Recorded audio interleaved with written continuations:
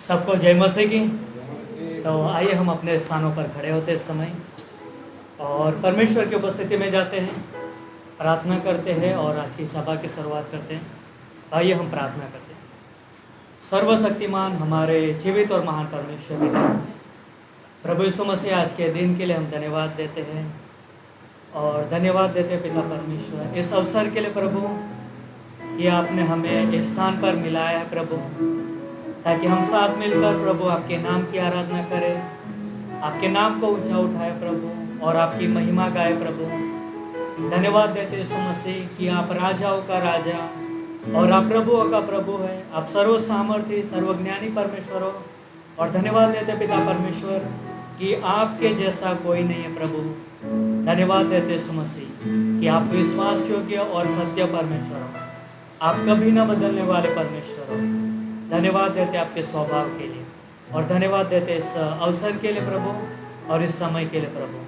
यहाँ पर जितने भी उपस्थित हैं प्रभु, हर एक जीवन की आप अगुवाई करना, हर एक से बातें करना, ताकि हम सब लोग प्रभु आत्मा और सच्चाई से हम आपकी आराधना कर सके, आपके नाम को ऊंचा उठा सके और आपको महिमा आदर दे सके। वैसे हमारी प्रार्थना प्रभु। धन्यवाद देते हैं जीवित परमेश्वर। आगे का हर एक समय आपके हाथों में सौंपते हैं, आप सहायता करना, मदद करना। ये प्रार्थना यीशु मसीह आपके नाम से मांगते हैं, आमीन। सबको जय मसीह की। तो भजन संहिता 27 और उसके पहली पंक्ति में लिखा है कि यहोवा परमेश्वर मेरी ज्योति और मेरा उद्धार है ना। क्या लिखा है? यहोवा परमेश्वर मेरी ज्योति और मेरा उद्धार है, और इसलिए मैं किससे डरूं, है ना। और आगे लिखा है कि यहोवा परमेश्वर ही मेरे जीवन का दृढ़ गढ़ है और मैं किसका भय खाऊं। तो कितना अद्भुत बात है। तो आइए इस परमेश्वर के वचन, उसके वायदे को अपने मन में याद रखते हुए हम ये गीत गाते हैं, तुम दिल में ऐसे बस गए, जिंदगी भर के लिए राजा बने।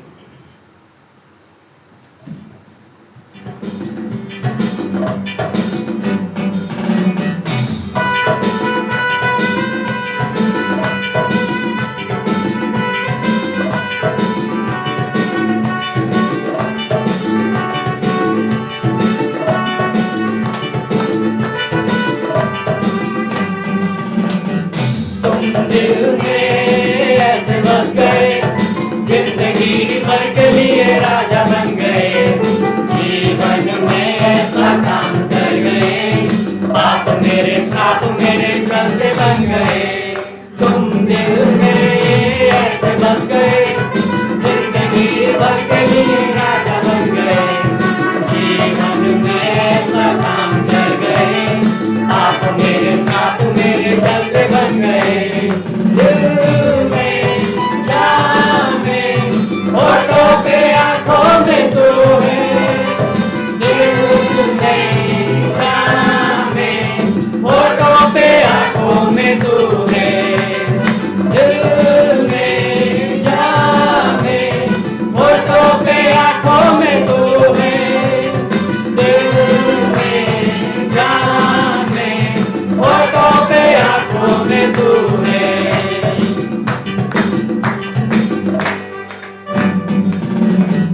डर डर के मैं जो जी रहा था, ऐसे मुझको ये सुने खींच निकाला, जंजीरों में जो जकड़ा हुआ था, तोड़कर उनको आजाद है किया। डर डर के मैं जो जी रहा था, ऐसे मुझको ये सुने खींच निकाला, जंजीरों में जो जकड़ा हुआ था, तोड़कर उनको आजाद है किया। तुम दिल में ऐसे बस गए, जिंदगी भर के लिए राजा बन गए, जीवन में ऐसा काम कर गए, आप मेरे साथ मेरे चलते बन गए। तुम दिल में ऐसे बस गए, जिंदगी भर के लिए राजा बन गए, जीवन में ऐसा काम कर गए, साथ मेरे चलते बन गए। दिल में जान में होठों पे आंखों में तू है, दिल में जान में होठों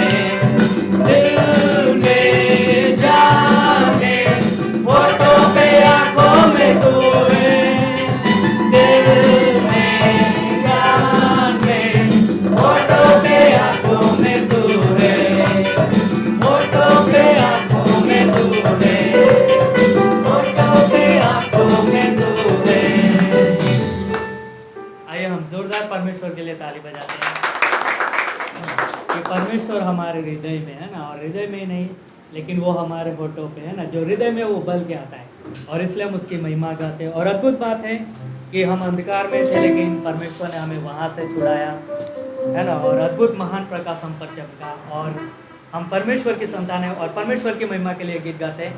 पाप हटाने को, श्राप मिटाने को तू जग में आया खुदा।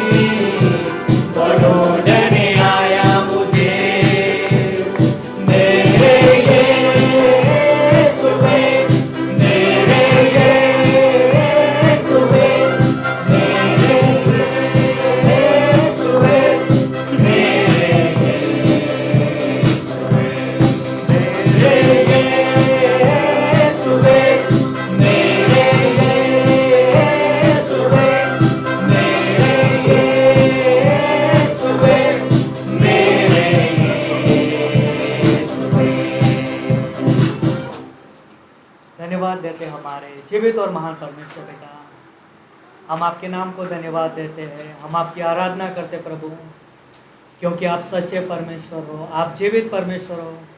और धन्यवाद हो यीशु मसीह कि आपने हमें संसार की भीड़ से चुन लिया है प्रभु, और आपकी महिमा के लिए अलग किया प्रभु।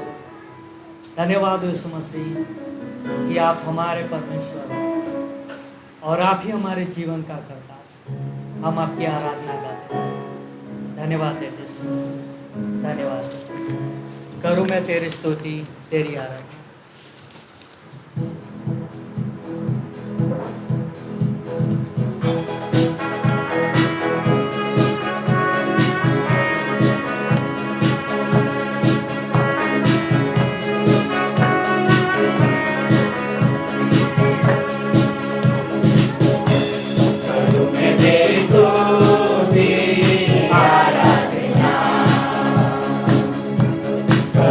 तेरी स्तुति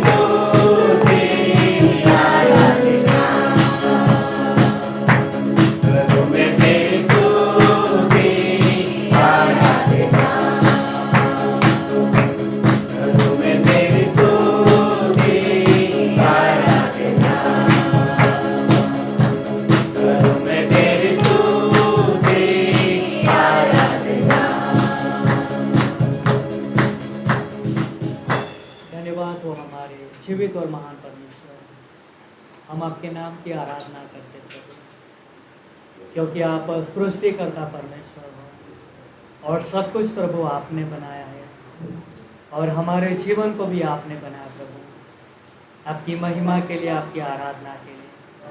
और धन्यवाद देते यीशु मसीह के इस मिट्टी के बर्तन में प्रभु आपने बहुमूल्य खजाना रखा है प्रभु, स्वयं आप हमारे जीवन में वास करते प्रभु।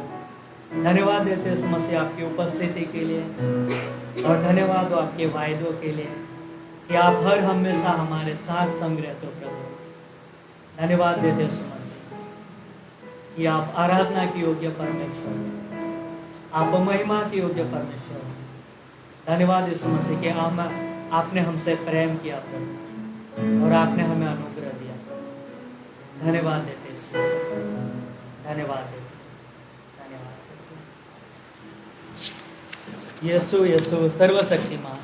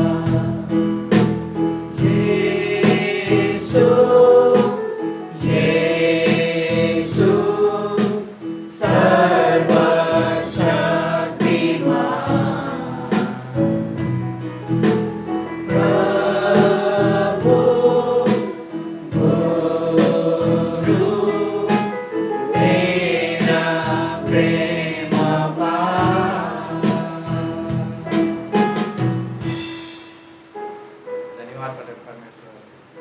हम आपके उस अनुग्रह से, आपके उस प्रेम के लिए धन्यवाद करते हैं।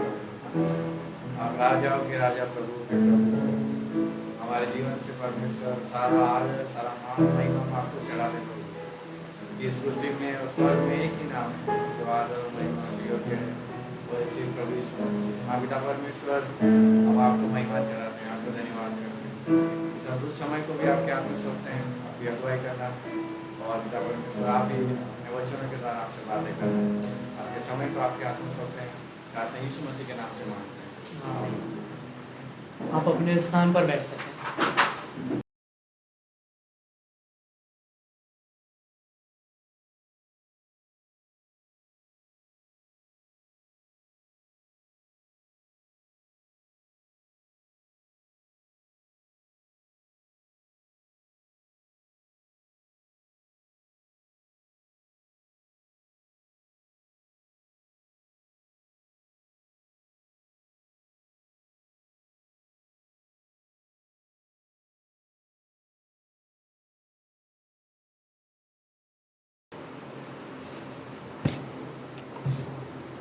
तो आप सभी का स्वागत है इस कलीसिया में, और अद्भुत समय रहा परमेश्वर की आराधना और उसकी स्तुति करना। तो आइए हम परमेश्वर के लिए जोरदार ताली बजाते हैं। परमेश्वर विश्वास योग्य है और वो सत्य परमेश्वर है, और अद्भुत है उसकी उपस्थिति में रहना। और परमेश्वर वचन भी कहते हैं ना कि धर्मियों के बीच में परमेश्वर निरंतर वास करता है। तो अद्भुत बात है कि परमेश्वर हमारे बीच में है, तो प्रभु हमारे साथ है, और इसलिए हम वर्शिप टीम का भी अद्भुत तालियों से स्वागत करते हैं कि वो परमेश्वर की उपस्थिति में ना गीतों के द्वारा लेके जाते हैं। आप अपने लिए ताली बजा सकते हो, एक दूसरे के लिए ताली बजा सकते हो। यहाँ पर हम साथ मिलके परमेश्वर की आराधना करते, एक दूसरे को हाथ मिला सकते हो कि कैसे हो, है ना, प्रभु हमारे साथ है कोई पड़ोस में? अच्छा ना, एक दूसरे को मिलना तो अद्भुत है। तो कुछ सोचना इस प्रकार से कि हम जानते हैं कि रविवार की सभा शाम 5 बजे होती है, और उससे पहले प्रार्थना का भी समय होता है ना 4:45 बराबर। तो 4:45 को प्रार्थना का भी समय है, और अद्भुत समय रहता है, तो उसमें भी शामिल हो सकते हैं थोड़ा जल्दी आकर, तो अद्भुत समय रहेगा। क्योंकि हम जानते हैं कि प्रार्थना में अद्भुत सामर्थ्य है ना। तो अद्भुत सामर्थ्य मतलब कि बहुत कुछ हो सकता है, क्योंकि प्रार्थना हम साधारण करते हैं लेकिन काम परमेश्वर करता है ना। एक समय था कि एस्तर रानी, है ना, उस समय में यहूदी लोग खतरे में थे, लेकिन एस्तर ने प्रार्थना की और पूरी यहूदी जाति बच गए, है ना, क्योंकि वो राजा का वो फरमान निकल चुका था कि सब यहूदियों को नष्ट करो। तो सोचो कितना अद्भुत सामर्थ्य है ना। तो हम मिल सकते हैं जल्दी आकर और अद्भुत समय बिता सकते हैं। तो कुछ सोचना इस प्रकार से कि यूथ मीटिंग भी रहता है ना मंगलवार के दिन। यदि जो भी यूथ है ना, आप अपने परिवार में, अपने संबंध में, ना, जो भी यूथ है, जवान भाई बहन, और वो जुड़ना चाहते हैं तो आप कांटेक्ट कर सकते हैं ना। चर्च का व्हाट्सअप नंबर है, उसमें आप कांटेक्ट कर सकते हो। उसके द्वारा जिग्नेश भाई से भी आप कांटेक्ट कर सकते हो, ताकि वो भी एक जुड़ सके ना उसमें। तो बहुत अद्भुत समय रहता है, तो उसके लिए भी आप, है ना, खोजिए यूथ को, जवानों को, क्योंकि प्रभु की ज़रूरत है ना, प्रभु को ज़रूरत है। तो वो तैयार होंगे परमेश्वर की महिमा के लिए। और ऑनलाइन में जो भी जुड़े हैं उनको भी आप जुड़ना चाहते हो तो ज़रूर कांटेक्ट कीजिए। और कुछ सूचना इस प्रकार से कि मिडवीक सर्विस है ना, बुधवार की सभा शाम 7 बजे होती है, और वो भी अद्भुत समय रहता है। और गुरुवार और शुक्रवार को, शनिवार को क्लास रहेगा, है ना। ये अंतिम समय चल रहा है, तो क्लासेस कुछ ख़त्म हो चुके हैं, पास्टर मनोज का और जिग्नेश भाई का, लेकिन मेरा क्लास बाकी है। तो गुरुवार को रहेगा और शनिवार को रहेगा ना, शुक्रवार को नहीं रहेगा। यदि होगा तो बता दिया जाएगा, है ना। तो इस बात को भी आप ध्यान में रख सकते हो। और फैमिली विजिट कनू भाई के घर पर है, जानते हो ना उसे, तो ज़रूर मिलिए, है ना। तो अद्भुत समय रहेगा। और कुछ सोचना है कि आज खास स्पेशल डे है ना, किसके लिए है? पिताओं के लिए, है ना। पिताओं का लिए आज स्पेशल दिन है बराबर। तो आज फादर्स डे है बराबर। तो यहाँ पर कई सारे पिता है, तो पिताओं का हम स्वागत करते हैं ना। तो आप अपने स्थान पर खड़े हो सकते हैं ना, जितने भी पिता है ना। पास्टर रमन भाई तो दादा भी है तो है ना, हाँ, रमेश कटारा भी दादा है ना, तो अद्भुत है। तो और होने वाले पिता भी है जिग्नेश भाई। तो जोरदार ताली उन पिताओं के लिए, अद्भुत है उनके जीवन के लिए तो हम उनका आदर करते हैं ना। अद्भुत जिम्मेदारी है परिवारों की, है ना, बच्चों की, हर एक जिम्मेदारी में वो विश्वास योग्य रहते हैं, निभाते हैं ना, प्रभु की योजना में अगुवाई करते हैं। और आत्मिक पिता है ना, पास्टर मनोज, उनके लिए भी एक बार जोरदार ताली बजाते हैं, है ना, कि वो अद्भुत कलीसिया की वो अगुवाई करते हैं ना, और हमारे लिए अद्भुत प्रोत्साहन का कारण है। तो धन्यवाद उन पिताओं के लिए। आप बैठ सकते हो अपने स्थान पर। तो आइए हम इस समय में प्रार्थना करते, फिर ऑफरिंग संदेश में जाएंगे। तो आइए हम प्रार्थना करें। धन्यवाद देते हमारे जीवित और महान परमेश्वर पिता इस समय के लिए, इस अवसर के लिए, और धन्यवाद प्रभु कि आपकी महिमा के लिए, आपकी आराधना के लिए आपने हमारी सहायता किया। और जो भी इस कलीसिया के हर एक हफ्ते भर की एक्टिविटीज़ है, उन सभी कार्यक्रम को आपके हाथों में सौंपते हैं। आपकी स्वर्गीय बुद्धिमत्ता में, आपकी आत्मा के द्वारा आप पास्टर टीम और इस कलीसिया के हर एक व्यक्ति की अगुवाई करना, ताकि पिता परमेश्वर हर एक चीज़ व्यवस्थित आपकी महिमा के लिए हो, आपके आदर के लिए हो। वैसे हमारी प्रार्थना है। और धन्यवाद देते पिता परमेश्वर, जो पिता है पिता परमेश्वर, जो अलग अलग परिवार की, घर की जिम्मेदारी है प्रभु, और उसमें वो अद्भुत उनका रोल है प्रभु, क्योंकि वो आपका प्रतिनिधित्व करते हैं। उनकी आप अगुवाई करना प्रभु, उनके साथ संग रहना, आपके सामर्थ्य से, आपके अनुग्रह से भरते रहना प्रभु, ताकि आपकी राज्य के लिए, आपकी महिमा के लिए बहुत ऐसे इस्तेमाल हो प्रभु, और जो भी आपकी योजना है उसमें बढ़ते जाए। वैसे हमारी प्रार्थना है। धन्यवाद देते हैं इस कलीसिया के लिए, और इस कलीसिया के आसमान जो आत्मिक पिता है उनके लिए भी धन्यवाद देते हैं। धन्यवाद है इस समय के लिए। ये प्रार्थना इस समय से आपके नाम से मांगते हैं, आमीन। तो आइए समय ऑफरिंग संदेश का समय है, और हमारे बीच में जिग्नेश भाई, उनका हम स्वागत करते हैं।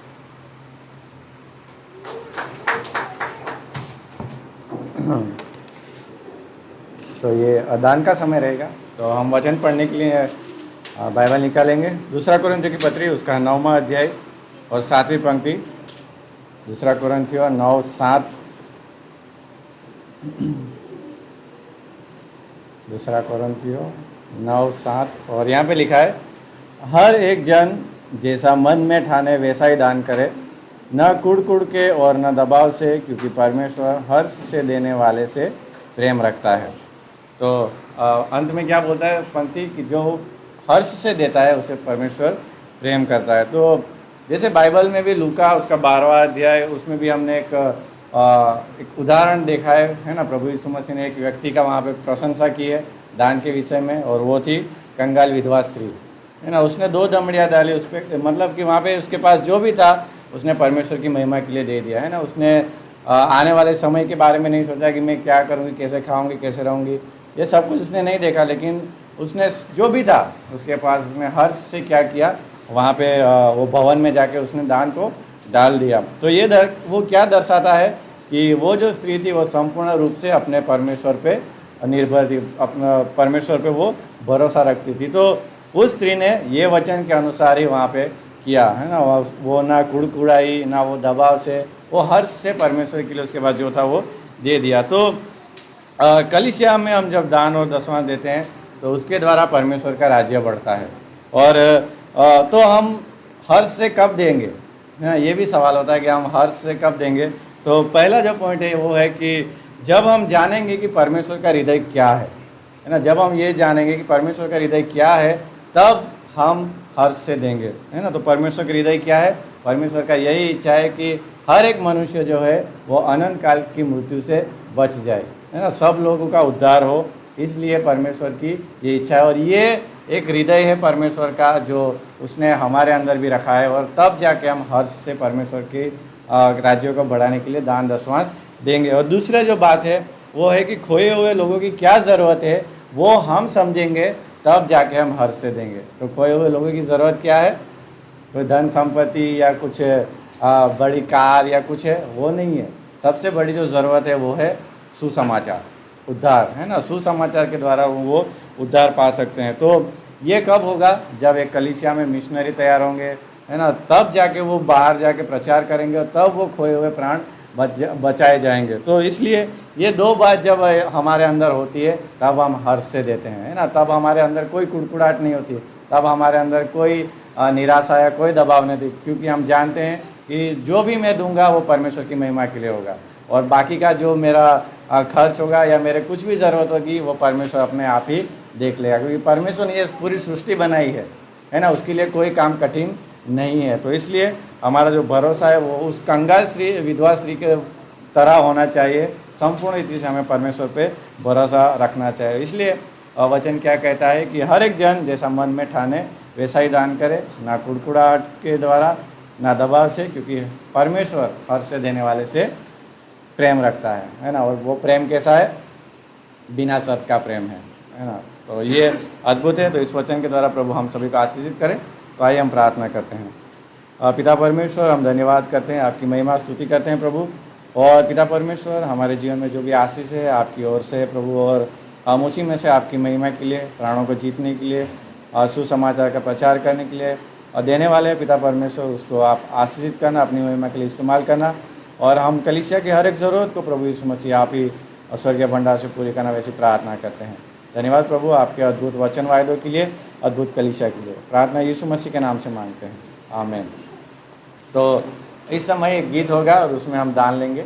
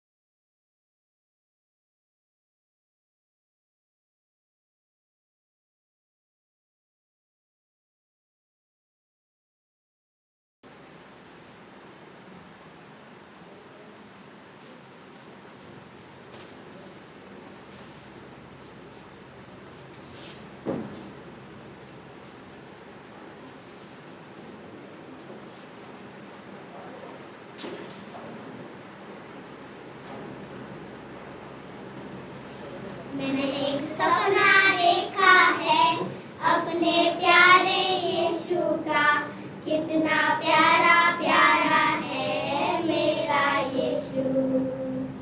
चांद से भी ज्यादा प्यारा है, बिल्कुल राज दुलारा है, लाखों में एक प्यारा है मेरा यीशु।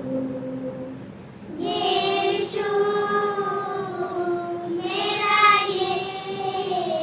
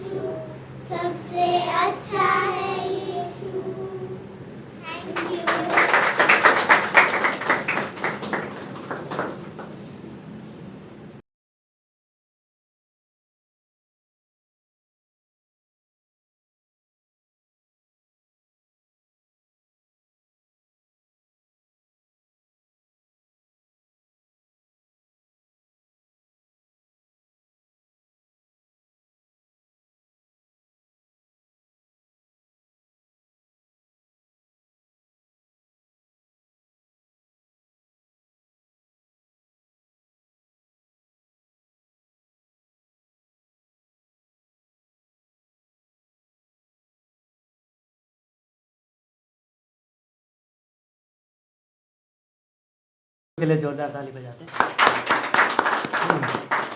उभरते हुए इस कलीसिया के उभरते हुए बच्चे हैं ना, और अद्भुत संदेश के स्कूल में बहुत अच्छा सीखते हैं ना। शालिनी सिस्टर उनको अच्छे से ट्रेनिंग करते हैं, तो अद्भुत है उनका जीवन। तो आइए, समय संदेश का समय है और पास्टर मनोज का हम स्वागत करते हैं।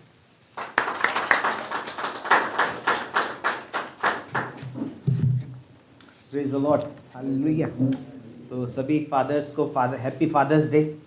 आप जितने भी पिता हैं उनको पिता दिवस की ढेर सारी शुभकामनाएं।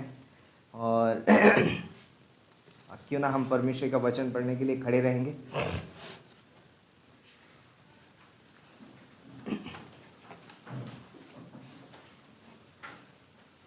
याकूब की पत्री उसका पहला अध्याय और उसकी 22वीं पंक्ति से लेके और इवन 21 से लेके 25वीं पंक्ति तक पढ़ेंगे। याकूब पहला अध्याय 21 से 25।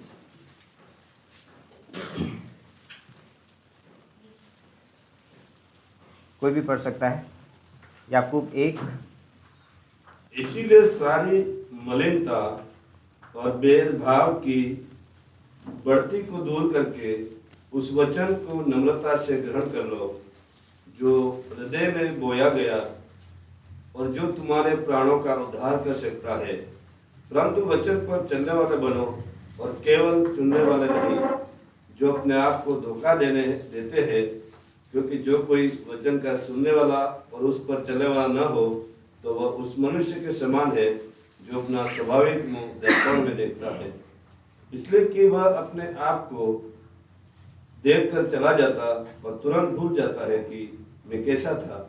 और जो व्यक्ति स्वतंत्रता की सिद्ध व्यवस्था पर ध्यान करता रहता है वह अपने काम में इसलिए आशीष पाएगा कि सुनकर भूलता नहीं और वैसा ही काम करता है। ओके, आइए हम प्रार्थना करते हैं। परमेश्वर पिता, हम धन्यवाद देते हैं इस खूबसूरत समय के लिए, इस दिन के लिए धन्यवाद देते हैं आपके प्रेम, आपके अनुग्रह के लिए, आपके अद्भुत वचनों के लिए पिता परमेश्वर जो आपने हमें दिए हैं। धन्यवाद देते हैं। हम आपके चरणों में आते हैं, आपके नाम को ऊंचा उठाते हैं और आप चाहते हैं कि हम आपके वचनों को सुने और उसके अनुसार हम चलें पिता परमेश्वर। धन्यवाद देते हैं। सारा आदर मान महिमा आपको देते हैं। प्रार्थना हमारे उद्धारकर्ता प्रभु यीशु मसीह के नाम से मांगते हैं, आमीन। सब लोग बैठ सकते हैं। चिंता मत कीजिए, सिर्फ लाइट गई है, इलेक्ट्रिसिटी गई है, बाकी सब कुछ यहीं पर है। ओके, तो चिंता मत करिए, प्रभु महान है। ओके, तो लाइक हम जानते हैं परमेश्वर जो है वो एक पिता है, राइट। परमेश्वर एक पिता है और परमेश्वर व्यक्तिगत रूप से हमारे साथ नहीं है, लाइक फिजिकल रूप से बोल सकते हैं, फिजिकल रूप से वो हमारे साथ नहीं है। तो परमेश्वर ने मनुष्य के साथ क्या किया है? डेरा किया है, राइट। अगर आप पढ़ोगे यूहन्ना का पहला अध्याय और उसकी 18वीं पंक्ति में लिखा है ना, राइट, सॉरी 14वीं पंक्ति में है ना, कि वचन क्या हुआ? देहधारी हुआ और अनुग्रह और सच्चाई से परिपूर्ण होकर हमारे बीच में डेरा किया। क्या किया? डेरा किया, निवास किया, वो हमारे साथ आके रहा। और हम जानते हैं वो वचन जो है वो हमारे साथ इसलिए रहा है क्योंकि परमेश्वर की इच्छा है कि वो हमेशा से कि वो मनुष्य के साथ रहे। क्योंकि लाइक कोई भी माता पिता अपने बच्चों से दूर नहीं रहना चाहते ना, हमेशा वो सोचते हैं मैं उनके क्लोज रहूं।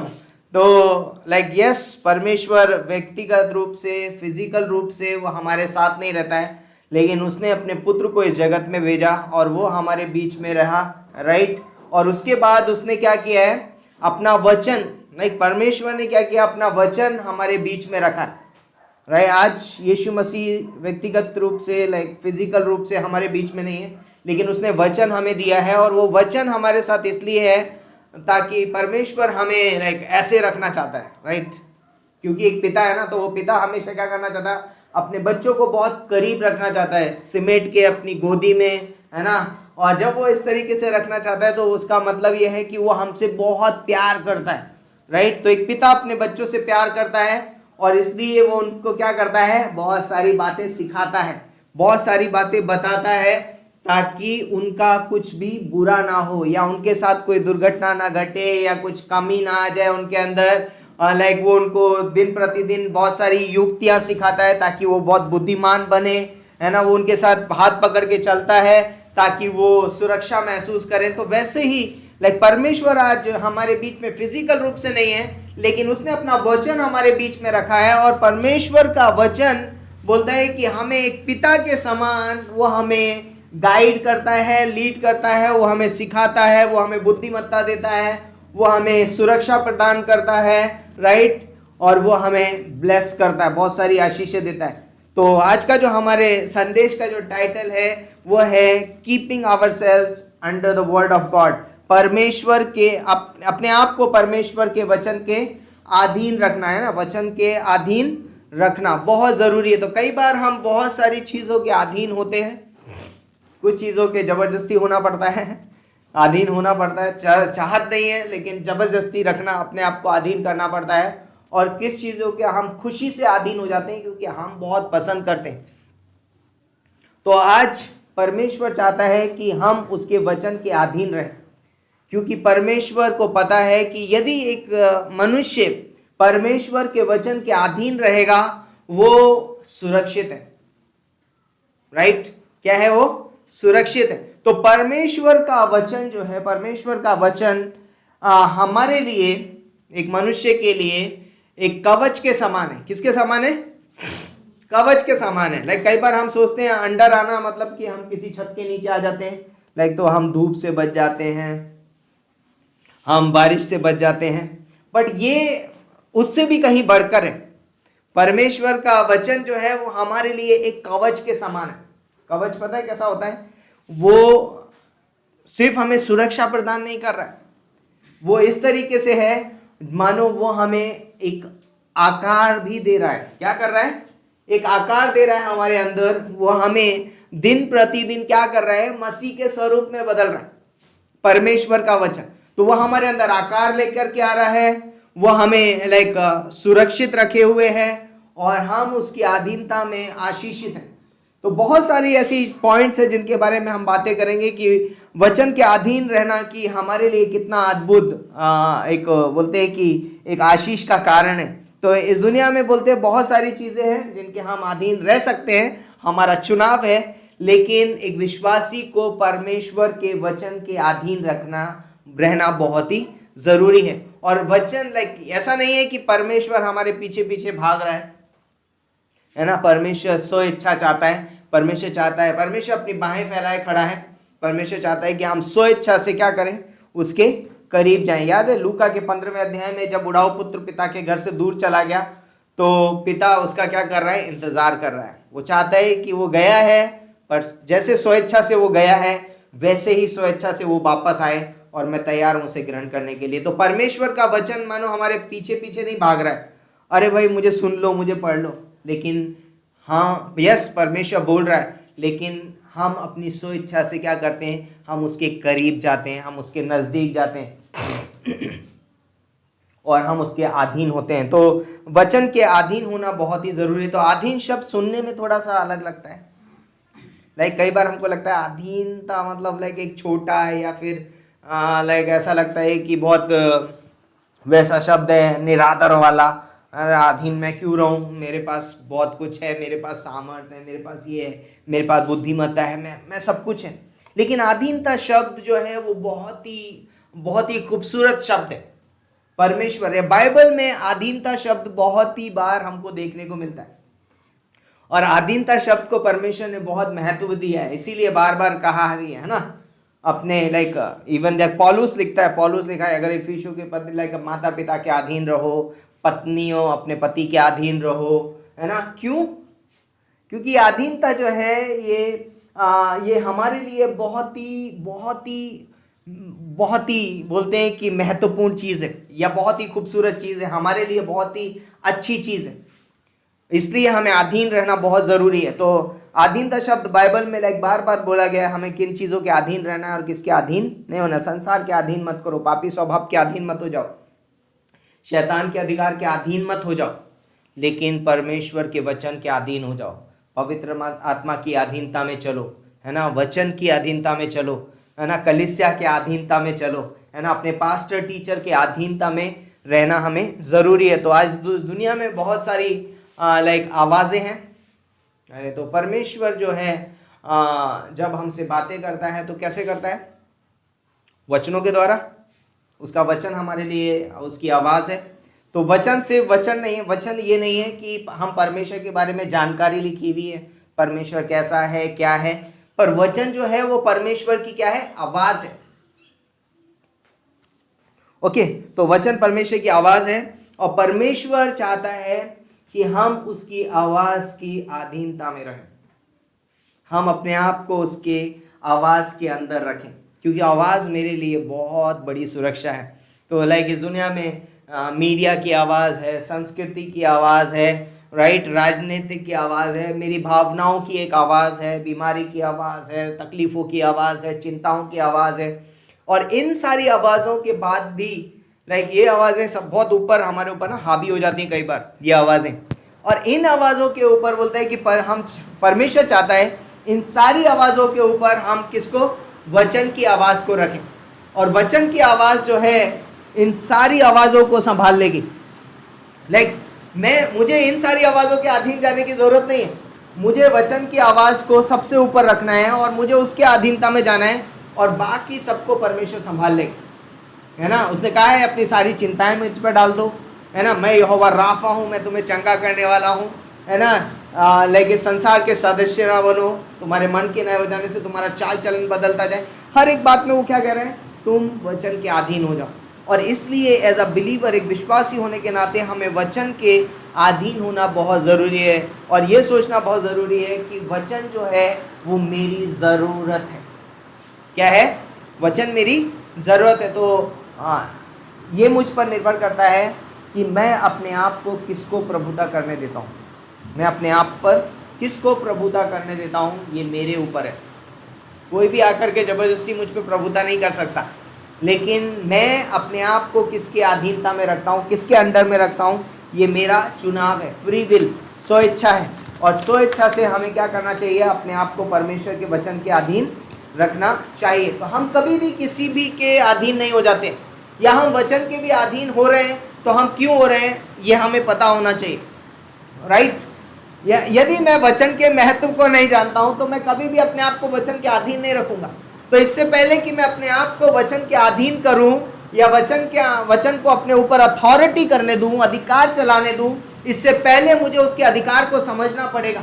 इससे पहले मुझे वचन को, उसके महत्व को क्या करना पड़ेगा, समझना पड़ेगा, सीखना पड़ेगा। तब जाकर के मैं क्या करूंगा, आसानी से मुझे पता चलेगा ओके वचन ये है, तो मुझे अपने आप को उसके अधीन रखने में कोई प्रॉब्लम नहीं होगी, कोई प्रॉब्लम नहीं होगी। कल हम बात कर रहे थे यार, राइट, कि जैसा यीशु मसीह ने कहा है वैसा ही करना, जैसा उसने कहा है वैसा ही करना कब हमारे लिए आसान हो जाता है, जब हम उस पर भरोसा करने लग जाते हैं। तो जब हम परमेश्वर के वचन को गहराई से समझ जाते हैं, जब हम उसे जानने लगते हैं, तो हमारा भरोसा परमेश्वर के वचनों पर हो जाता है। वो वचन हमारे जीवन का सबसे बड़ा भरोसा बन जाता है, और फिर हम कहते हैं यही सब कुछ है, राइट। तो उससे क्या होता है, हमारे जीवन का जो आधार है या हमारे जीवन का जो मापदंड है, अब परमेश्वर का वचन बन जाता है। हम जो कुछ भी करेंगे परमेश्वर के वचन के अनुसार करेंगे। एक बार मैंने संदेश प्रचार किया था कि परमेश्वर के वचन को अपने जीवन का मापदंड बनाइए। हम हर एक चीज़ को किसी ना किसी चीज़ के साथ आंकते हैं कि ये चीज़ इसके साथ मेल खाती है, राइट। हमारा एक मापदंड होता है हर एक चीज़ को नापने का, राइट, मापदंड होता है। वैसे ही हमारे जीवन में परमेश्वर के वचन को अपने जीवन का क्या करना है, मापदंड बनाना है। कोई भी चीज़ अगर है, परमेश्वर के वचन लिखा है, परमेश्वर का वचन क्या बोलता है, परमेश्वर के वचन में कैसा लिखा है ना। और इसीलिए यीशु मसीह के जीवन में हम वो चीज़ देखते हैं। यीशु मसीह ने परमेश्वर के वचन को क्या किया, अपने जीवन का मापदंड बनाया। होता है मैं वचन के बाहर यीशु मसीह ने एक भी चीज़ नहीं की, इतनी सी। और इसीलिए यीशु मसीह ने कहा कि मैं व्यवस्था को तोड़ने नहीं परंतु व्यवस्था को पूरी करने आए। क्या करने आए हो, पूरी करने आए। यीशु मसीह व्यवस्था को पूरी करने आए। तो जब हम अपने जीवन में परमेश्वर के वचन के महत्व को समझ जाएंगे, हम वचन को पूरे करने वाले बनेंगे, राइट। जो वचन बोलता है उस तरीके से हम जीवन जिएंगे। तो वचन परमेश्वर की आवाज़ है। 2 तिमोथी 3:16 में क्या लिखा है, संपूर्ण पवित्र परमेश्वर की प्रेरणा से रचा गया है और ये समझाने, सुधारने और धर्म की शिक्षा देने के लिए लाभदायक है। तो परमेश्वर का जो वचन है वो परमेश्वर की क्या है, श्वास है, आवाज़ है। जब हम बोलते हैं तो हमारी श्वास निकलती है, तो परमेश्वर की आवाज़, उसकी श्वास जो है वो परमेश्वर का वचन है। तो बाइबल परमेश्वर के बारे में सिर्फ एक जानकारी नहीं है, परंतु बाइबल परमेश्वर की आवाज़ है। और इसीलिए मुझे सिर्फ उसके लिए शारीरिक कानों की ज़रूरत नहीं है। ये आवाज़ जो है बोलने वाली आवाज़ की तरह सुनाई नहीं देती है, राइट, अंडरस्टैंड, समझ रहे हैं हम लोग। ये बोलने वाली आवाज़ की तरह, जैसे मैं आपसे बातें कर रहा हूँ, इस तरीके से सुनाई नहीं देगी। कई बार हम सोच सकते हैं परमेश्वर मुझसे ऐसे बातें करेगा जैसे मैं इस समय सुन रहा हूँ, तभी मैं एक्शन लूँगा। बट परमेश्वर कैसे बातें करता है? वचन के द्वारा, राइट। ये वचन क्या है? परमेश्वर की आवाज़ है। तो आप अब परमेश्वर की आवाज़ का इंतज़ार मत करिए कि कहीं से आवाज़ आएगी, सैमुएल सैमुएल। आज सैमुएल इंतज़ार नहीं कर रहा है ना कि यीशु मसीह की आवाज़ आएगी। यार सैमुएल अंदर भी हमारे हैं। सैमुएल इंतज़ार नहीं कर रहा है कि उसको मालूम है, वो वचन पढ़ रहा है, उसको पता चल रहा है कि परमेश्वर मुझसे बातें कर रहा है। तो ये वचन जो है परमेश्वर की क्या है? आवाज़ है।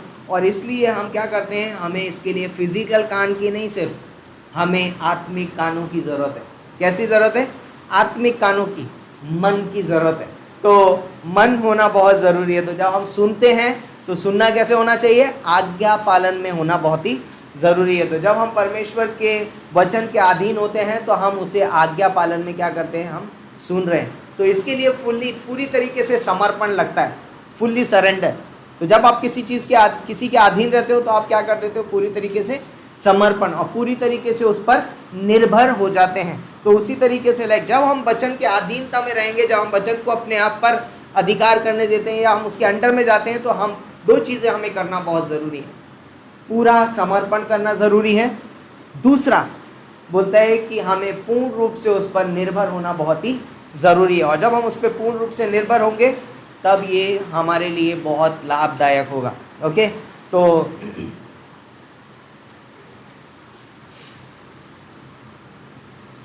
भजन संहिता 119 का 17 पढ़ेंगे। भजन संहिता 119 का 17।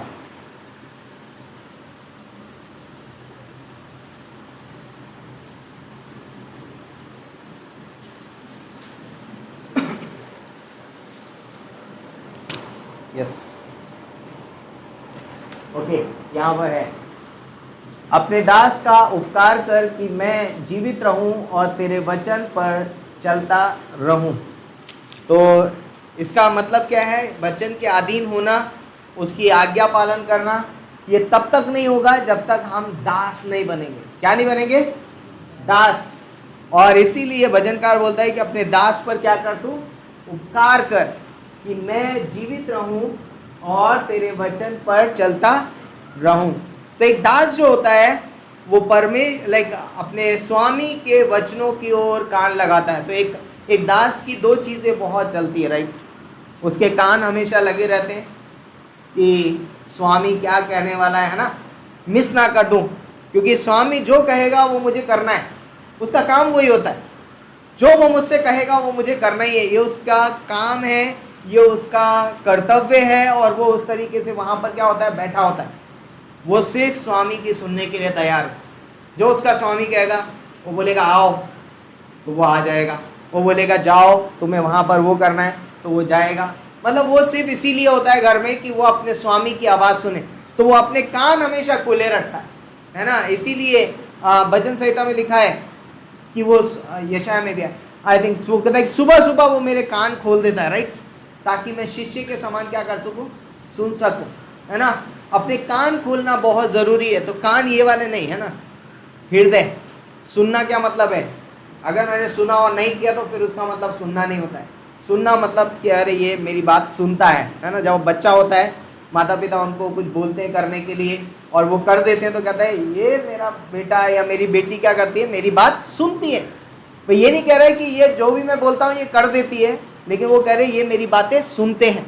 सुनने का मतलब है जब हम क्रियात्मक रूप से सुनते हैं, हम जब उन चीज़ों को करते हैं तो पिता कहता है ये मेरी बात को सुनता है। तो यहाँ पर एक दास जो है वो अपने स्वामी की आवाज़ को क्या करता है? सुनता है और आज्ञा पालन में सुनता है। वो तैयार रहता है कि जैसे ही मेरा स्वामी कुछ बोलेगा मैं तुरंत उसको करूँगा। तो हमें परमेश्वर के वचन की ज़रूरत है क्योंकि हम परमेश्वर के दास हैं, राइट। हम क्या है? परमेश्वर के दास हैं। और दास की सिर्फ एक ही ज़रूरत होती है, उसका स्वामी उससे क्या कहने वाला है, और कोई ज़रूरत नहीं है उसकी। वो सिर्फ उसकी एक ही ज़रूरत है, मेरा स्वामी मुझसे क्या कहेगा। उसकी आवाज़ की ज़रूरत होती है और फिर वो क्रिया में आता है। जब उसको आवाज़ आती है तब वो क्रिया में आ जाता है। वैसे ही हम परमेश्वर के दास हैं और हमारी सबसे बड़ी ज़रूरत है परमेश्वर का वचन। तो जब हम अपने आप को दास बना देते हैं तो अब हमारे जीवन की ज़रूरत क्या है? अब मैं ये नहीं बोलता मेरी ज़रूरत ये है, मुझे ये चाहिए, मुझे वो चाहिए। मुझे परमेश्वर का वचन चाहिए। हाँ, एक वचन ही है ना, एक वचन काफ़ी है ना, तेरा एक वचन काफ़ी है। तो एक वचन के लिए तैयार रहता है, सुनता है परमेश्वर इस समय पे क्या बोलने वाला है। लाइक जब आप तकलीफ़ों से गुजर रहे हो, आप दास की तरह सुनोगे परमेश्वर अब इस समय क्या बोलने वाला है, इस समय पर क्या बोलने वाला है, इस समय पर क्या बोलने वाला है। ये सब चीज़ें हमारे जीवन में हम देखेंगे। तो परमेश्वर के वचन के बिना हमारे जीवन का कोई उद्देश्य नहीं है, राइट। अगर हमारे जीवन का कोई उद्देश्य है तो वह हमें कहाँ से पता चलेगा? वचन से। और वचन के बिना हमारे जीवन का कोई उद्देश्य नहीं है। आप वचन के बाहर जीवन जिएंगे, बिना उद्देश्य का जीवन है। इसीलिए एज अ बिलीवर हमें अपने आप को परमेश्वर के वचन के अधीन रखना बहुत ही ज़रूरी है। और बहुत सारी पंक्तियाँ जिनमें परमेश्वर ने लाइक दास शब्द का इस्तेमाल किया है। लाइक भजन संहिता 119 में यहाँ बहुत सारे शब्द हैं। 17वीं पंक्ति, 23वीं पंक्ति, 38वीं पंक्ति, 49वीं पंक्ति, 65, 76, 84, 122, 124, 125, 135, 140, 176, इन सभी पंक्तियों में एक शब्द आपको बार बार देखने को मिलेगा, दास। दास, जैसे यहाँ पर लिखा ना, तेरा दास क्या है? अपने दास पर क्या कर, क्या शब्द था वो? कृपा कर, राइट। क्या था? यस, उपकार। ओके, उपकार कर। तो दास शब्द यहाँ पर बार बार आपको दिखाई देगा इन पंक्तियों में। तो एक दास की लाइक जैसे कि हमने बोला कि दो चीज़ें उसकी खुली रहती हैं ना, उसके कान कि मेरा स्वामी मुझसे क्या कहने वाला है। दूसरा क्या है? उसकी आंखें, राइट। कौन सी आंखें? आत्मिक आंखें, है ना, क्योंकि वो हमेशा निहारता रहता है। इसीलिए किस लिए? भजन संहिता अगर आप पढ़ोगे 119 का 18, इसी के नीचे वाली पंक्ति में क्या लिखा है? देखो, मेरी आंखें खोल दे कि मैं तेरी व्यवस्था की अद्भुत बातें देख सकूं, राइट। एज अ दास, एक दास होने के नाते हमेशा हमें क्या प्रार्थना करनी चाहिए?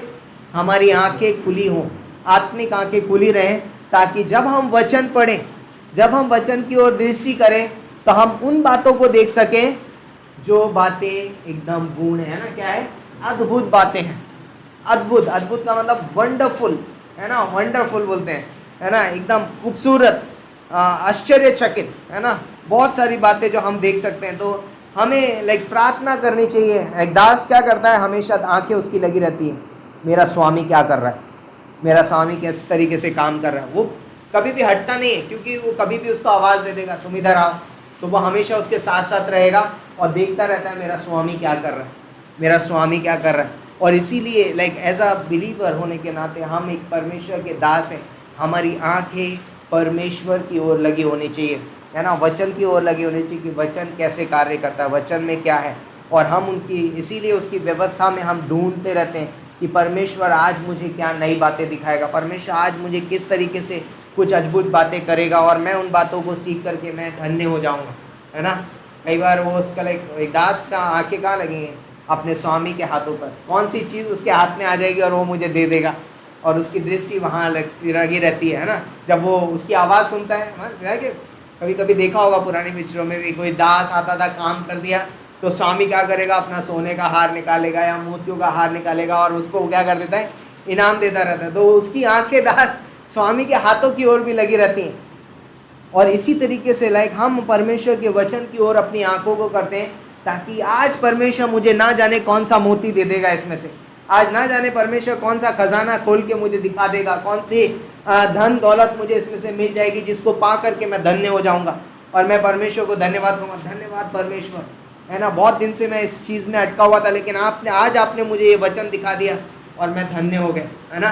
तो लाइक बोलता है कि मेरी आंखों को खोल दे कि मैं तेरी व्यवस्था की अद्भुत बातें देख सकूं, मैं तेरी व्यवस्था की अद्भुत बातें देख सकूं कि तू कैसे काम करता है और तेरे वचन में क्या क्या है। तो जब तक परमेश्वर हमारी आंखें ना खोल नहीं देता है ना, तब तक हम उसके वचन की अद्भुत बातें नहीं देख सकते हैं। जब तक परमेश्वर हमारी आंखें नहीं खोलेगा तब तक हम उसके वचन की अद्भुत बातें नहीं देख पाएंगे। इसलिए हमें प्रार्थना करनी चाहिए कि परमेश्वर अपने वचन के द्वारा हमारी क्या करें, हमारी आंखें खोले जब हम उसके वचन को पढ़ रहे हों। तो वचन में कुछ चीज़ें हमें मिलती हैं। तो वचन जो है वो हमें क्या करता है, जीवन देता है। वचन में क्या है, जीवन है। तो जब हम वचन के अधीन रहते हैं, यस, उद्धार के टाइम को हमको मिल गया अनंत काल का जीवन, लेकिन जो वचन के अधीन रहता है वो क्या कर रहा है, दीर्घ आयु भी प्राप्त कर रहा है, राइट।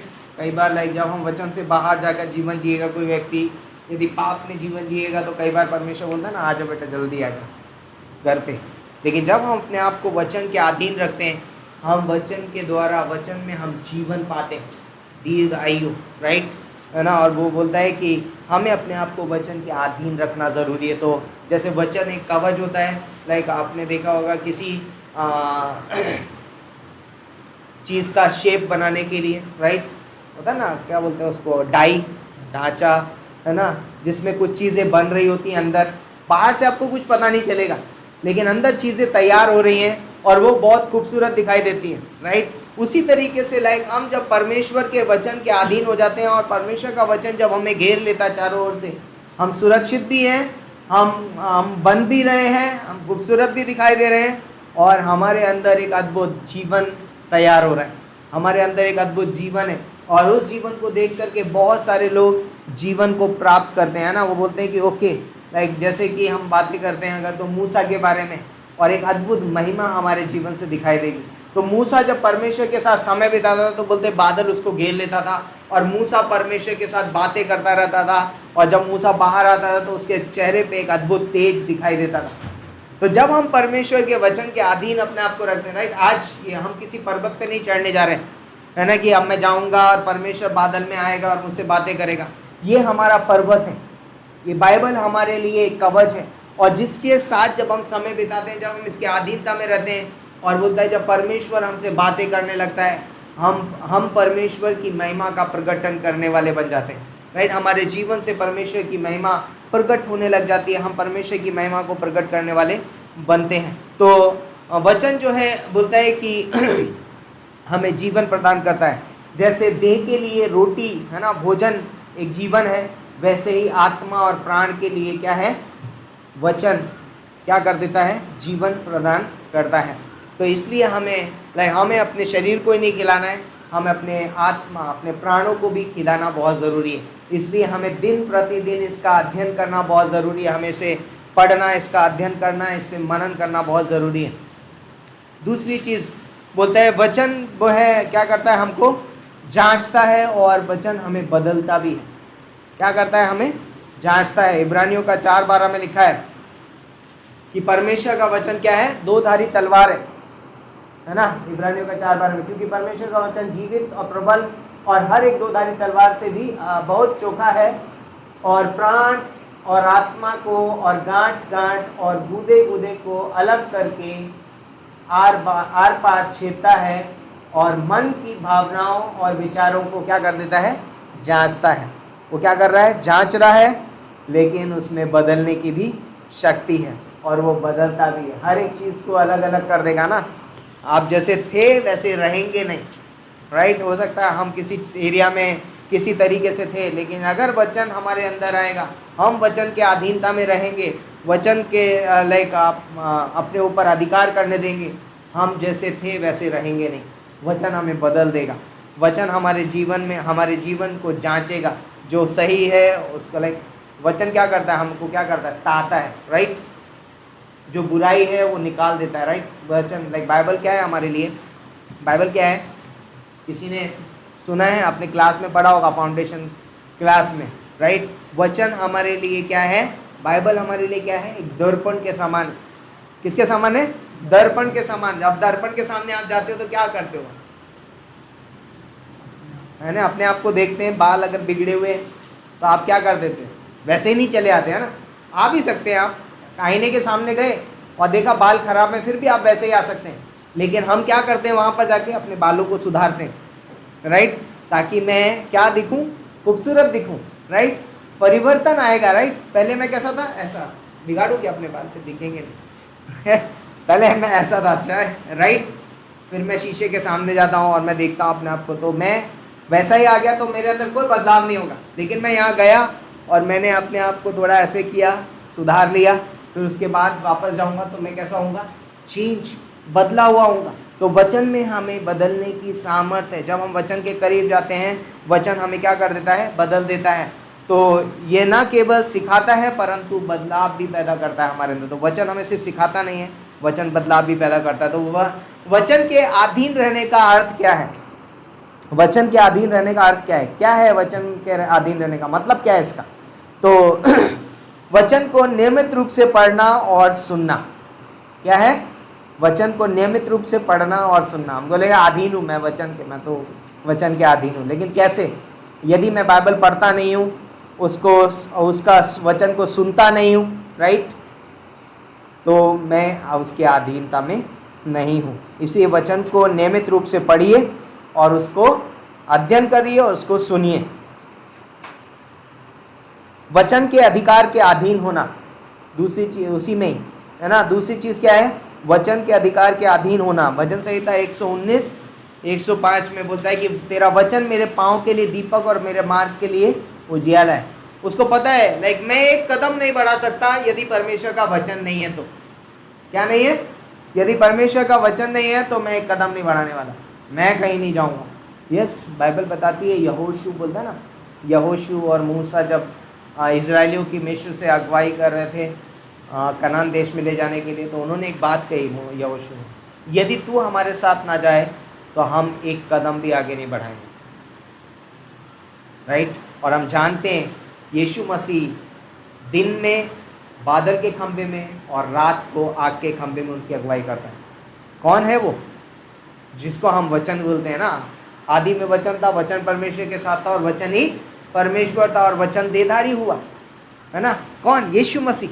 और ये वही यीशु मसीह उनकी अगुवाई कर रहा है। और जब जब वो आगे चल रहा है, वो कह रहे हैं उनको क्या मिल रही है, अगुवाई मिल रही है। तो यहाँ पर भजन संहिता में भजनकार लिखता है कि तेरा वचन मेरे पाँव के लिए दीपक और मेरे मार्ग के लिए उजियाला है।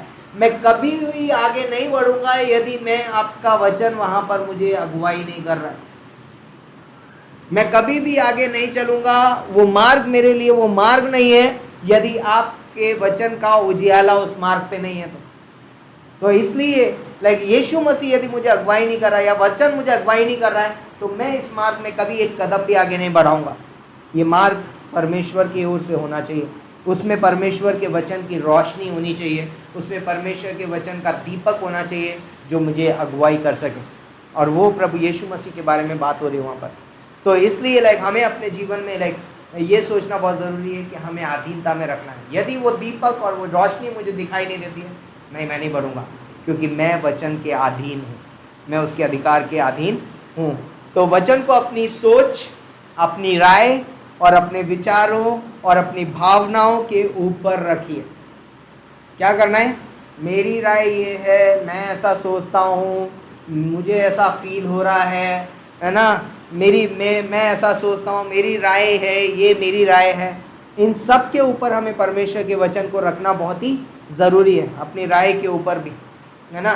तो तीसरा पॉइंट बोलता है कि वचन का पालन करें। वचन को सिर्फ सुने नहीं, सिर्फ वचन का पालन भी करें। हम किसके बारे में बात कर रहे हैं, वचन के अधीन रहने का अर्थ क्या है, राइट। तो पहले हमें क्या करना है, उसके अधिकार के अधीन होना बहुत ज़रूरी है, राइट। नियमित रूप से वचन पढ़ना है, उसके अधिकार के अधीन होना है और वचन का पालन करना भी बहुत ज़रूरी है। तो सच्चा विश्वास केवल जानने में नहीं है परंतु पालन करने में है। लाइक सच्चा विश्वास, रोमियो का 10:17 बोलता है विश्वास सुनने से और सुनना मसीह के वचन से होता है। लेकिन विश्वास कब होता है, सुनने का मतलब क्या है, सिर्फ सुनना नहीं, आज्ञा पालन में सुनना। उसका पालन अगर हम नहीं कर रहे हैं तो वो विश्वास में कभी, वो सच्चा विश्वास नहीं, राइट, वो झूठा विश्वास है। यदि हम वचन का पालन नहीं कर रहे हैं तो विश्वास सच्चा विश्वास नहीं है। तो विश्वास कहाँ से आता है, वचन सुनने से, यानी कि आज्ञा पालन में सुनने से। तो वचन के अधीन जीवन जीने के लाभ, यदि एक विश्वासी वचन के अधीनता में जीवन जीता है तो उसके कुछ लाभ मिलते हैं उसको। तो यदि मैं वचन के अधीन जी रहा हूँ, है ना, वचन को अपने ऊपर अधिकार करने दे रहा हूँ, तो मेरे जीवन में कुछ लाभ होंगे। नंबर 1, परीक्षाओं में स्थिरता आएगी। जब हम परीक्षाओं में पढ़ेंगे तो हम स्थिर रहेंगे, है ना। मत्ती का 7:24 में क्या लिखा है? चट्टान पर बुद्धिमान ने बनाया अपना घर, और तेज बारिश आई, आंधियां आई, तूफान आया और उस घर से टकराया भी, लेकिन वो कैसा रहा? स्थिर रहा, स्थिर रहा। और बुद्धिमान व्यक्ति कौन है? जो मेरा वचन सुनता है और उसको अपने जीवन में लागू करता है, उसके अनुसार चलता है। तो वचन जो वो कहता है, बोलता है कि वचन हमें तूफानों में भी डगमगाने नहीं देता है, इतना स्ट्रांग है। तो वचन हमारे पैरों में एक तरीके से मजबूती लाता है हमारे जीवन में वचन। और बोलता है कि हमें बहुत सारी चीज़ें होंगी, है ना, बहुत सारी हवाएं आएंगी, तकलीफ़ें आएंगी, मुसीबतें आएंगी, है ना, आंधियाँ चलेंगी, लेकिन हम क्या रहेंगे? स्थिर खड़े रहेंगे। क्यों? कौन हमें करता है? वचन। तो हमें डगमगाने नहीं देता है। जैसे एक पिता अपने बच्चों को संभालता है, राइट? आपने देखा है, कुछ भी प्रॉब्लम आ जाए, मुर्गी देखी होगी, मुर्गी, है ना, मुर्गी जैसे ही कुछ तकलीफ आने वाले थे तुरंत अपने पंखों के अंदर कर लेती है। वैसा ही परमेश्वर, है ना, अपने वचन के द्वारा क्या करता है? हमें अपने अंदर ढक लेता है।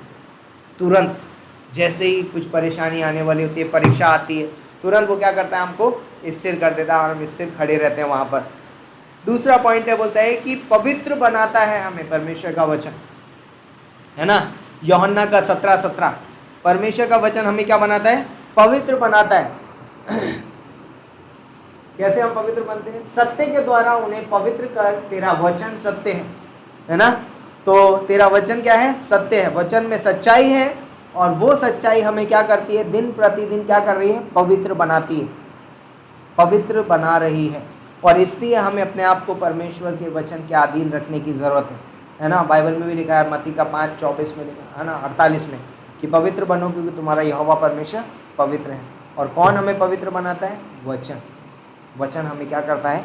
पवित्र बनाता है। ये पवित्र वैसा नहीं है, उद्धार पाने वाला नहीं है ना, जस्टिफिकेशन नहीं है, सेंटिफिकेशन है ना, पवित्रीकरण। दिन प्रतिदिन वचन हमें क्या करता रहता है? पवित्र बनाता रहता है। हम पवित्र बन रहे हैं, है ना। धर्मी हम ठहरा दिए गए हैं, एक बार हमारा उद्धार हो गया, लेकिन हम पवित्र दिन प्रतिदिन बनते हैं, क्योंकि हमारी सोच, हमारे मन, हमारे विचारों में अभी भी हम पाप करते हैं, और उनसे हमें कौन बचाता है? वचन बचाता है। इसीलिए भजन संहिता 119:11 में लिखा ना कि मैंने तेरे वचन को अपने हृदय में रख छोड़ा है कि तेरे विरुद्ध पाप ना करूं। तो वचन हमें पाप करने से भी रोकता है। इसीलिए हमें अपने आप को वचन के अधीन रखने में की ज़रूरत है। तो वचन हमें यीशु मसीह के समान बनाता रहता है ना। तो जब हम अपने आप को वचन के अधीनता में रहते हैं, हम यीशु मसीह के समान बनते हैं। अगला पॉइंट है, बोलता है कि आत्मिक समझ देता है वचन हमको, राइट। अगर हमें आत्मिक समझ चाहिए, है ना, तो वचन के द्वारा ही आ सकती है। और यानी इवन याकूब का अगर आप 1:5 पढ़ोगे तो क्या लिखा है वहाँ पर? यदि किसी को बुद्धि की घटी है तो वो यहोवा से मांगे, वो बिना उलाना दिए उदारता से देता है। तो आत्मिक समझ देता है परमेश्वर का वचन, हमें सच और झूठ के बीच में हमें क्या करने के लिए मदद करता है ना, फर्क करने के लिए, भेद करने के लिए हमको क्या कर देता है? मदद करता है। तो वचन के बाहर जीवन जीने के कुछ खतरे हैं। यदि एक विश्वासी वचन के बाहर जाकर जीवन जी रहा है तो यहाँ पर कुछ खतरे भी हैं उसके लिए। आत्मिक धोखा मिलेगा उसे। क्या मिलेगा? आत्मिक धोखा, जो कि आपको याकूब का 1:22 में है ना, जो व्यक्ति वचन को सुनता है और उसके अनुसार नहीं चलता है, वो क्या करता है? धोखा देता है। अपने आप को क्या कर रहा है? वो धोखा देता है, धोखा देने वाला है, राइट। तो केवल सुनना काफ़ी नहीं है, लेकिन आज्ञा पालन भी करना ज़रूरी है। दूसरा चीज़ जो होती है वो होती है जब हम वचन के अधीनता में नहीं जीते हैं, वो है परमेश्वर से दूर होने का खतरा, राइट। हम धीरे धीरे धीरे धीरे परमेश्वर से दूर चले जाते हैं। यदि एक व्यक्ति वचन में जीवन नहीं जीता है, वचन के अनुसार जीवन नहीं जीता है, वो धीरे धीरे परमेश्वर से दूर जा रहा होगा, राइट। धीरे धीरे वो परमेश्वर से क्या कर रहा होगा? दूर जा रहा होगा। लूका के 15वें अध्याय में देखा वो पिता की आवाज़ सुनना बंद कर दी। वो किसकी आवाज़ सुन रहा है? अपने मित्रों की आवाज़ सुन रहा है, दोस्तों की। और वो क्या कह रहे हैं? अरे हम बाहर जाएंगे, हम ये बिजनेस बनाएंगे, ये करेंगे, तो चल हमारे साथ, राइट। कई बार वो स्किट देखा होगा आप लोगों ने, है ना। वो सब कुछ अपना लेकर के क्या कर देता है? बहुत दूर देश को चला जाता है। कहाँ चला गया? दूर देश को। वैसा ही हमारे जीवन में होता है। जब हम वचन के साथ समय या वचन के अधीन नहीं रखते अपने आप को, हम धीरे धीरे परमेश्वर से दूर जाने लग जाते हैं। आपको पता भी नहीं चलेगा कि आप कब दूर चले गए, है ना।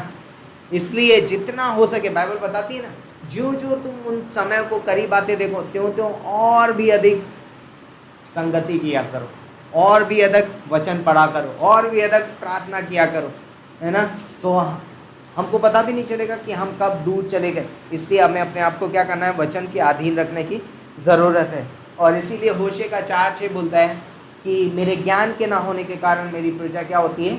नष्ट हुई जाती है। तो इसलिए हमें वचन के अधीन रहना बहुत ज़रूरी है। किसके अधीन रहना? वचन के अधीन होना बहुत ही ज़रूरी है। तो जब हम वचन के अधीन रहते हैं, तो कैसे हम वचन के अधीन रह सकते हैं? बाइबल का अध्ययन करने के द्वारा। और रोज़ अध्ययन करिए, रोज़ बाइबल पढ़िए, रोज़ उसका अध्ययन करिए, मनन करें, रोज़ उस पर बाइबल पे मनन करिए, है ना। बाइबल पढ़ के छोड़ मत दीजिए, है ना। एक पैराग्राफ पढ़ा या एक चैप्टर पढ़ा, उसके बाद छोड़िए मत। बाइबल को पढ़िए, उसके ऊपर मनन कीजिए रोज़। और प्रार्थना करें वचन को समझने के लिए। प्रार्थना करिए परमेश्वर, जैसे हमने भजन संहिता 119 का 18 में क्या बोला है कि मेरी आंखों को खोल दे कि मैं तेरे वचन की अद्भुत बातों को देख सकूं। तो प्रार्थना करें, परमेश्वर मुझे वचन की अद्भुत बातें दिखाइए, है ना। वचन को समझने के लिए मुझे मदद कीजिए। और अगला बोलते हैं कि पवित्र आत्मा की अगुवाई की मांगे। जब वचन पढ़ते हैं तो पवित्र आत्मा की अगुवाई करें, वो हमको मदद करेगा वचन के अधीन रहने के लिए, वचन के अनुसार चलने के लिए, वचन के अनुसार बढ़ने के लिए, वचन के अनुसार बनने के लिए। तो वचन जो क्या करता है हमारे जीवन में? वचन हमारे जीवन में कुछ चीज़ें लाता है। वचन हमारे जीवन में सुरक्षा लेकर के आता है। वचन हमारे जीवन में आशीष लेकर के आता है। वचन हमें बना रहा है उसके पुत्र के स्वरूप में। वचन हमें संसार की, शैतान की और दुष्ट आत्माओं की, राइट। हम जानते हैं वचन क्या है? दो-धारी तलवार है, राइट। उसका सामना करने के लिए हमें क्या करता है? मदद करता है वचन जो है। इफिसियों का 6 अध्याय में पढ़ोगे तो वहाँ लिखा है कि वचन के आत्मा में वचन की तलवार ले लो, है ना। वो एक ऐसा हथियार है जिसके द्वारा यीशु मसीह ने परीक्षाओं का सामना किया। तो जब हमारे जीवन में परीक्षाएं आती है तो हम कह सकते हैं लिखा है, लिखा है, लिखा है, क्योंकि हम वचन के अधीनता में हैं, वचन के अंडर हम जीवन जी रहे हैं। तो इस वचन के द्वारा परमेश्वर आपको आशीष दे। जब हम वचन सुन रहे हैं, जब वचन हम पढ़ रहे हैं, है ना, वचन को अपने ऊपर अधिकार करने दे रहे हैं, कोई भी हम पे हमला नहीं कर सकता। तो वचन ऐसा कवच है जिसको शैतान तोड़कर अंदर घुस नहीं सकता, नहीं घुस सकता। उसके अंदर काबिलियत नहीं, उसके अंदर इतनी सामर्थ नहीं है कि वो वचन को तोड़ सके। और इसका एक सद्बुद्ध, एक सच्चा उदाहरण है। वो हमारे जीवन में बहुत सारे बाड़े हो सकते हैं, हम बात कर चुके पहले, लेकिन अय्यूब के जीवन में 3 बाड़े थे। कितने बाड़े? 3 बाड़े, मतलब हेज अराउंड, है ना, हेज बोलते हैं, या फिर बाउंड्रीज बोल सकते हैं, है ना। घर के बाहर बनी होती है ना बाउंड्री, तो एक्चुअली घर में भी 3 बाउंड्री होते हैं, राइट। पहली होती है, फिर रूम के अंदर होती है, फिर एक इनर कमरा होता है, एक अंदर कमरा होता है। वैसे ही अय्यूब के जीवन में 3 बाउंड्री थी, 3 दीवारें थी, या 3 उसके अंदर बाड़े थे। नंबर 1 उसका जो था ब्लेसिंग्स, है ना, उसकी आशीष है, उसके जीवन का एक बाड़ा था जिसमें उसका बेटे बेटियां, धन दौलत, सब कुछ, रुपया पैसा उसके अंदर था। और ये हमारी एक एज ऑफ प्रोटेक्शन होती है ना, सुरक्षा का बाड़ा होता है ना। ये सारी चीज़ें आपके पास हैं तो बहुत जल्दी किसी की हिम्मत नहीं होगी आपके पास आने की, राइट। कोई नहीं बोलता ना आप बहुत अमीर है, बहुत पैसे आ रहा है, तो दूसरा भी बात करने से डरता है। आप बहुत कुछ संभाल सकते हो बाहर से भी, संसार के हिसाब से देखने जाए तो। दूसरा, हमारा शरीर, यदि आप शरीर में बहुत हष्ट-पुष्ट और स्वस्थ हो तो भी आप बहुत कुछ कर सकते हो ना। जाने दो सब कुछ चला गया, लेकिन मैं दोबारा खड़ा कर सकता हूँ, कमा सकता हूँ। ये भी हमारे प्राण और हमारी आत्मा का प्रोटेक्शन करता है, राइट। अगर शरीर पे चोट लग जाए तो प्राण निकल जाएंगे, राइट। इसलिए ये भी हमारे लिए एक हेज ऑफ प्रोटेक्शन है। हमारे प्राण और आत्मा का सुरक्षा प्रदान करता है। लेकिन एक और है, अंदर हृदय, हृदय को अगर आप प्रोटेक्ट कर सकते हो या सुरक्षा प्रदान कर सकते हो या बाड़ा डाल सकते हो, तो वो है परमेश्वर का वचन, डॉक्ट्रिन, सिद्धांत। और वो वचन जो है हमारे हृदय को क्या करता है, गार्ड करता है, प्रोटेक्ट करता है। तो जब अय्यूब की परीक्षा हुई तो दोनों बाड़े टूट गए, उसकी आशीषें भी चली गई, है ना, शैतान ने उनको तोड़ दिया, घुस गया अंदर। दूसरा, उसके शरीर में भी फोड़े पड़ गए, है ना, बहुत कुछ हुआ, उसके फोड़े पड़े, उसको बीमारी लग गई। अब अय्यूब वैसा नहीं रहा जैसा पहला तंदुरुस्त था। लेकिन एक चीज़ जिसमें शैतान हमला नहीं कर पाया, वो है अय्यूब ने अपने हृदय में परमेश्वर के वचन का एक बाड़ा बांध रखा था, जिससे उसने अपने हृदय को सुरक्षित कर रखा है। और वो था, उसने बोला कि परमेश्वर ने दिया, परमेश्वर का ने लिया, परमेश्वर का नाम पवित्र माना जाए। और बाइबल बताती है एक पहले अध्याय में कि अय्यूब ने इन सब बातों में ना ही तो कोई पाप किया और ना परमेश्वर की निंदा की। क्यों वो ये कर पाया? क्योंकि उसने अपने हृदय को बाड़ा बांध रखा था और कहा था कि मैं कुछ भी हो जाए लेकिन मैं परमेश्वर की निंदा नहीं करूँगा। कहाँ से हुआ? वचन उसे उतनी शक्ति दिया। तो वैसे ही हमें वचन से अपने आप को क्या करना चाहिए? गार्ड करना चाहिए। हमें उसके अधीनता में अपने आप को रख देना चाहिए ताकि वो हमें क्या कर सके? सुरक्षा प्रदान कर सके। तो परमेश्वर इस वचन के द्वारा आपको आशीष दे, और इसीलिए हर दिन सुबह उठिए और वचन के अधीन अपने आप को रखिए। आज परमेश्वर का वचन क्या करता है, हम ढूंढें, उसमें खोजें, कान लगाएं, आंखें से देखें कि परमेश्वर आज क्या अद्भुत बातें दिखाने वाला है, क्या बातें मुझसे करने वाला है। कई एली के जीवन में आपको पता है, एली के पास बहुत कुछ खराब आदतें थी, है ना। एली अपने बच्चों को नहीं सुधार रहा है ना, सही शिक्षा नहीं दे रहा है अपने बच्चों को, बहुत सारी कमियां हो सकती हैं उसके अंदर। लेकिन जब हम उसी के जीवन से देखते हैं तो उसने एक चीज़ जो सैमुएल को सिखाई वो बहुत बढ़िया है। उसने कहा कि अगली बार जब तुझे आवाज़ आए तो कहना, बोल तेरा दास सुन रहा है। ये एक बात ने सैमुएल का जीवन बदल दिया। सैमुएल ने बोला, पूरी ज़िंदगी भर एक दास का जीवन जिया, और सैमुएल वो व्यक्ति बना जिसने हमेशा परमेश्वर से सुना। जब वो दाऊद का अभिषेक कर रहा है, परमेश्वर से सुन रहा है, ये नहीं, ये वाला नहीं है, ये वाला नहीं, ये वाला नहीं है, इसको बिना, इसके ऊपर अभिषेक का तेल डाल। कैसे हुआ? बोल तेरा दास सुन रहा है ना। और उसने अद्भुत अद्भुत काम किए, है ना। याजक बना, न्यायी बना, है ना। और बोलते हैं कि वो छुटकारा करने वाला बना इज़राइल का। तो इसीलिए जब हम परमेश्वर की आवाज़ को सुनते हैं, है ना, एक दास के समान सुने, और हमारा जीवन बहुत प्रभावित जीवन होगा, है ना। हम दूसरों को भी सिखाएं, बच्चों को भी सिखाएं। एज अ पेरेंट, एक माता, एक पिता होने के नाते हम अपने बच्चों को हम दिन प्रतिदिन, व्यवस्था विवरण में भी लिखा है, तो चलते फिरते उठते बैठते अपने बच्चों को क्या करना? व्यवस्था सिखाना, जो बातें तूने व्यवस्था में देखी। तो आइए हम प्रार्थना करते हैं। परमेश्वर पिता, हम धन्यवाद देते हैं इस खूबसूरत समय के लिए, इस दिन के लिए धन्यवाद देते हैं, आपके प्रेम, आपके अनुग्रह के लिए, आपके वचनों के लिए। आपने अपने वचन हमें दिए हैं एक पिता के रूप में, जो हमें सुरक्षा प्रदान करता है, जिसमें हम प्रेम पाते हैं, जिसमें हम केयर पाते हैं, हमारी चिंता दिखाई देती है, जिनमें हम पिता परमेश्वर पोषण पाते हैं, जिनमें हम पिता परमेश्वर एक अद्भुत पिता परमेश्वर स्वरूप पाते हैं कि हम तेरे पुत्र के स्वरूप में बदलते जाते हैं। धन्यवाद देते हैं पिता परमेश्वर इन खूबसूरत वचनों के लिए। पिता परमेश्वर, इनमें बढ़ने के लिए, इसके अनुसार चलने के लिए आप हमारी मदद कीजिए। सारा आदर, मान, महिमा आपको देते हैं। प्रार्थना हमारे उद्धारकर्ता प्रभु यीशु मसीह के नाम से मांगते हैं, आमीन।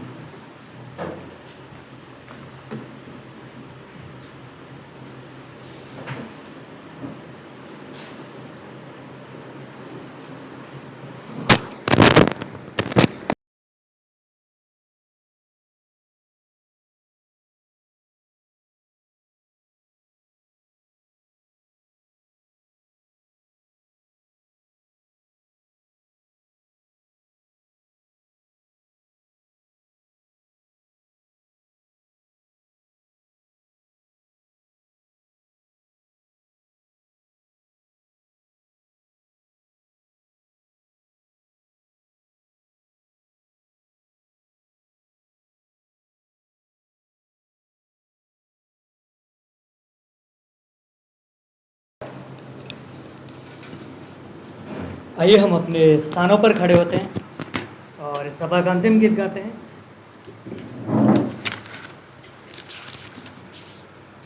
यीशु नाम सारे नामों से उठ जा।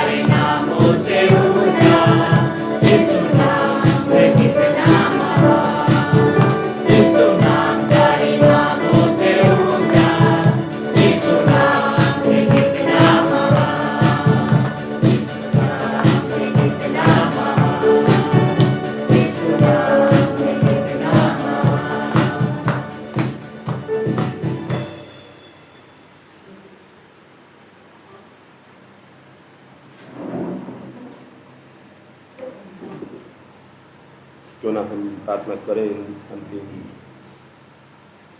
समय में। परमेश्वर ने आज हमारे सभी के जीवन में अद्भुत वचनों से, आराधना और शिव से प्रभु ने हमें उत्साहित किया है। हमारे सर्वशक्तिमान परमेश्वर, हमारे दया का धनी परमेश्वर, अनुग्रह ना भरेला सामर्थ्य परमेश्वर, सुबह से अभी तक अपनी करुणा, अपनी दया, अपना प्रेम, अपना अनुग्रह हम सभी के साथ आज प्रभु बना रहा है। इसीलिए हम तुझे धन्यवाद देते धन्यवाद देते परमेश्वर पिता। यहाँ पर इस कलीसिया के साथ मिलकर परमेश्वर तेरे दासों के द्वारा परमेश्वर पिता तूने हमें हमारे जीवन में अद्भुत संगति दिया है। आपके अद्भुत वचनों के माध्यम से प्रभु तूने हमारे जीवन को तेरी सेवा के लिए उत्साहित किया है। इसलिए हम धन्यवाद देते हैं। हम तेरे लोग और तेरी कलीसिया होने के नाते प्रभु हम हर दिन तेरे वचनों को हम हमारे दिलों में सुन पाए। उस वचनों के माध्यम से परमेश्वर हम इस धरती पे तेरी सेवा कर पाए। इसलिए पवित्र आत्मा हमारे हृदय को आपका आवाज़ हमारे दिलों में आप सुनाने पाए। प्रभु धन्यवाद देते हैं यहाँ पर जो आपकी कलीसिया है प्रभु, आपकी कलीसिया के माध्यम से प्रभु आप अद्भुत कार्य इन हमारे गुजरात में, हमारे दाहोद डिस्ट्रिक्ट में होने दे परमेश्वर। जिन जगहों में परमेश्वर जो आत्माएं खोए हुए परमेश्वर, उस तक पहुंचने के लिए प्रभु हमें इस स्थानिक कलीसिया को प्रभु आशीषित करना। यहाँ पर जितने लोग आए प्रभु सभी को तो आशीषित करना, हमारे पासबान को भी प्रभु आशीषित करना। आज जो भी हमने वचन सुना है उस वचन को और अधिक गहराई से प्रभु पढ़ने के लिए तो हमारी सहायता करना, सीखने में मन देना और प्रभु तेरी सेवा करने के लिए तू अनुग्रह देना। धन्यवाद। फिर से एक बार सारे इस कलीसिया को प्रभु तेरे हाथ में सौंपते हैं। सारी महिमा आदर मान प्रभु हम तुझे देते हैं। हमारी प्रार्थना सुनने के लिए धन्यवाद। प्रभु यीशु के नाम से मांगते हैं।